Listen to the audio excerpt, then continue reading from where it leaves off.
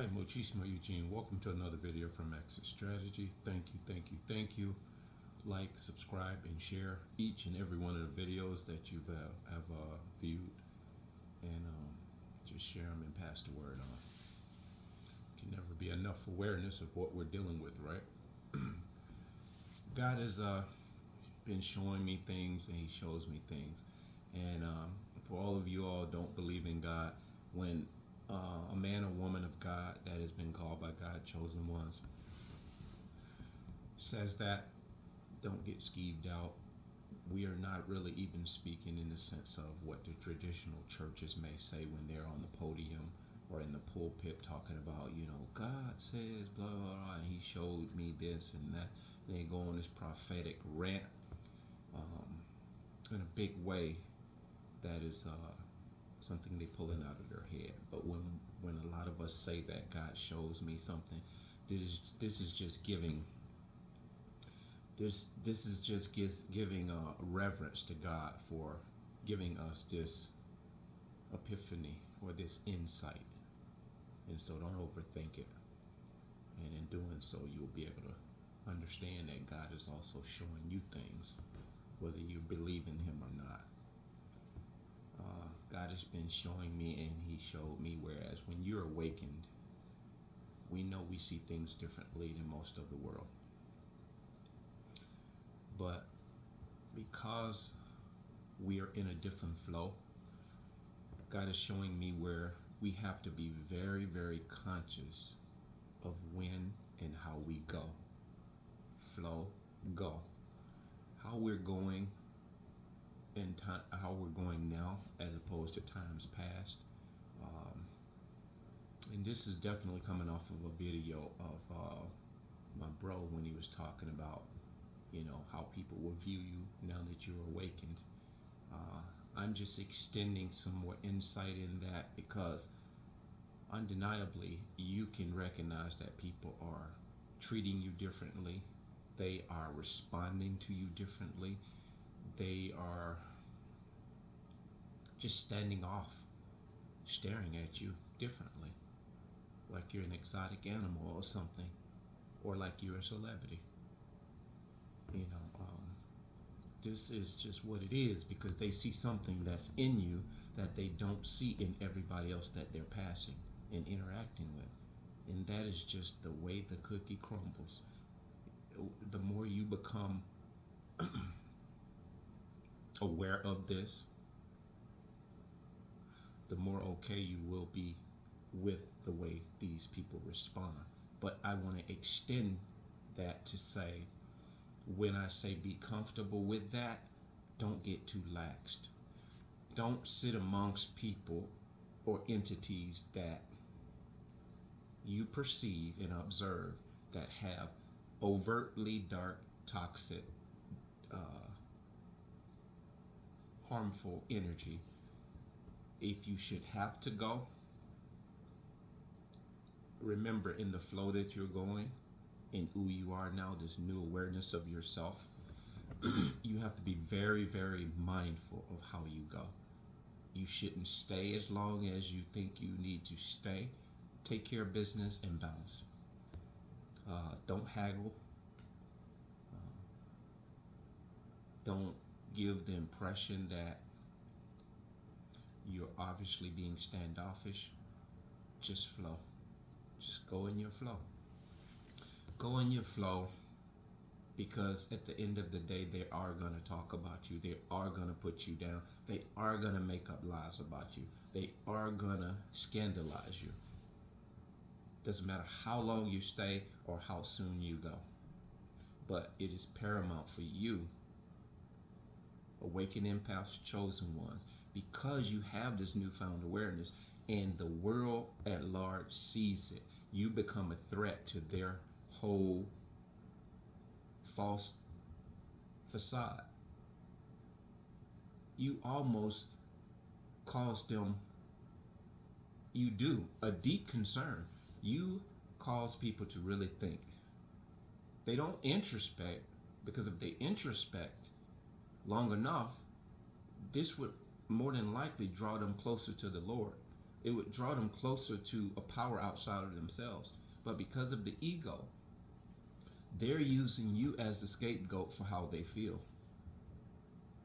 They'll say, well, I don't know what it is. Every time he come around, I just, it just creeps me out. They'll say things like this about you or her or him, be it a man or woman. Oh, I can't stand her. She just thinks she's all of that. They will begin to just imagine, make up BS on you when you, in fact, are just going in your flow. This is why the relationships you were in, you attracted people to you, but they could not stand you shortly thereafter. It's mind-boggling. It's mind-boggling, isn't it? It makes you scratch your head like, wow, I can't even imagine being that way. It's because you're not. It is very hard to imagine ourselves a lot of ways as the narcissists are. But when we understand who they are and how they move, we are able to put ourselves in that mindset because we understand them. We can role play. We can give you analogies and different things because we know how they move more so than they do. They can't put themselves in our shoes, though. That is the beautiful thing that God has afforded you and me. Because you have been chosen, you have been set apart. He has given you the mind of Him. He's given you His mind. He's given you His insight. Because left to ourselves, we could not see the things that God is showing us. So remain forever humble. Remain forever grateful to God for showing you the things that He's showing you. Because apart from God, man can do nothing. And you and I would not be able to even dig ourselves out of these holes that the narcissists put us in. And furthermore, they don't they don't realize a lot of times that they're being used like this. But they've become comfortable with it. They become so comfortable with it because they don't see options. They don't see an option of aborting mission. It is a duel to the death. And they're scorned by you. They just, because you are a moving mirror. You are a moving reflection of them. To them. Not of them, to them. Your reflection allows them to see themselves for what they are.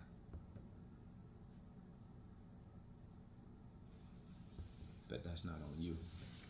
That's not even on you. So when you're going, you really have to be mindful of how you go and in the flow that you're going. And I'm only sharing this with you guys because a lot of times I extend my stay in and around certain energies and stuff longer than I have to. Because in our minds, we feel like, okay, this is a peaceful atmosphere. Even though I detect some darkness here, I'm at peace. What they doing ain't got nothing to do with me. But if you don't have to stay or remain and you don't have business there, make them miss you. Because a lot of times we'll stay longer than we have to because we're still trying to unattach ourselves to needing to be needed or wanting to be around camaraderie. It's just the human nature when you're around people and there are things that seem to be going okay. We are just okay with being there. You can go. You can go because whether you're in that circle or out of that circle, your awareness remains the same. What happens the more and the longer we stay in those circles and environments, the more out of tune and distracted we become, because that's what that dark spirit or energy is designed to do, to distract you and take you away from your constancy and the harmonious flow that you're going in. It's almost like an EKG, you have these things and it goes like that. That's a rhythmic flow there, but straight lining, as opposed to you being in a flow, which is a straight flow, the the dark energy wants to get you to code.